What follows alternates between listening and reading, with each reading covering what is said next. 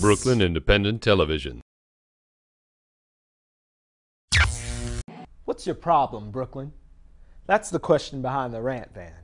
It's like a therapist office on wheels, but instead of an analyst, you get to unpack what's bugging you to a camera. Lauren Muraski caught up with the digital media project that's taking the pulse of the people one corner at a time. Anything on your mind, Brooklyn?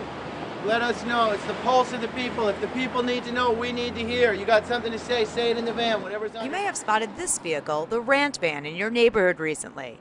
It's like a traveling soapbox that's also digital. The van can get puzzled looks at first, but for the New Yorkers who use it, it's becoming a platform for some important issues. I would like to rant about the broke down PTAs in the Brooklyn schools.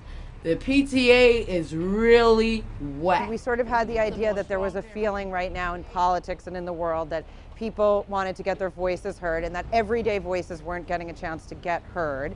And we thought, how can we do that? And we owned all the video equipment, so the only missing link was the van. And once we found the van, we decided to hit the streets and just let people say what's on their mind. Pretty much about anything. It can be political, it can be personal, and they just get to go off, as we say, and it makes people feel really good to just know that there's a forum where their voice can be heard. I found Christy and her husband John in Ditmas Park. 2 to 3 times a week, they drive the van around the city to gather up as many rants as possible, and then they post them online. The idea for this is not to just get out there and rant and rave, but it's to find solutions. And so we put everything up on the website, and people can comment and feedback and create a discourse on the issues that are facing everyone in Brooklyn.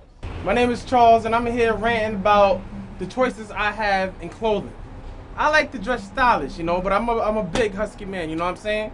And if you don't have any options except the basement of Dr. J's, what's up with that? How do you feel after you went in the Rant van?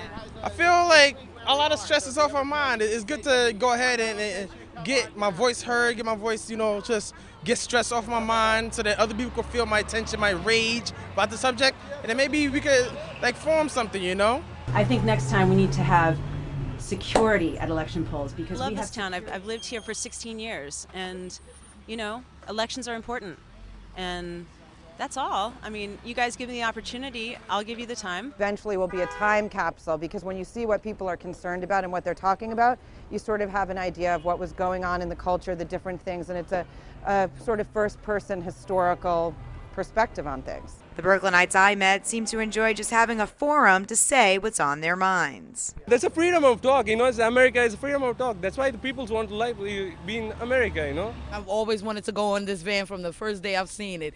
And I'm a person who loves to talk. I have a lot to talk about, just too little time and a lot to say.